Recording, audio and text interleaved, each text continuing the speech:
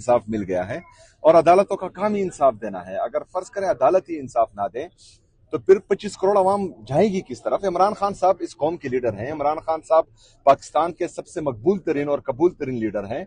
अगर इमरान खान साहब के साथ नाइंसाफी होगी, उसके साथ गैर आईनी गैर कानूनी रवैया रखा जाएगा तो आम शहरी फिर किस तरफ जाएगा? तो अदालतों का काम है, हमें अदालतों जो हक परस्त जजेस हैं उनसे उम्मीद यही है कि वो इंसाफ करेंगे। और एक जज सिर्फ खड़ा हो गया और उसने इंसाफ किया तो तमाम जजेस को जो है ताकत मिल जाएगी और फिर इंशाल्लाह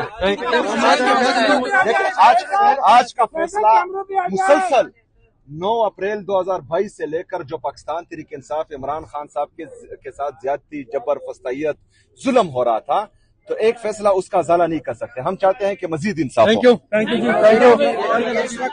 वज़ीर आला खैबर पख्तूनख्वा सुहेल अफरीदी इस time supreme court of Pakistan पहुंच चुके हैं। सुप्रीम कोर्ट से इंतहाई अहम खबर सामने आई है कि इमरान खान को अल-शिफा अस्पताल इस्लामाबाद मुंतकिल किया जाए। बड़ी खुशखबरी इस टाइम सुप्रीम कोर्ट से बाहर आई है। बड़ी तादाद में लोग यहाँ पे मौजूद हैं, कारकुनान मौजूद हैं, सहाफी मौजूद हैं। क्या जो डेवलपमेंट थी आज सुप्रीम कोर्ट में बलाहिर वो आज तहरीक इंसाफ को बड़ी खुशखबरी जो है वो मिल चुकी है। इमरान खान को अस्पताल मुंतकिल करने का फैसला जो है वो हो चुका है। मनाज़िर आप देख सकते हैं सुप्रीम कोर्ट।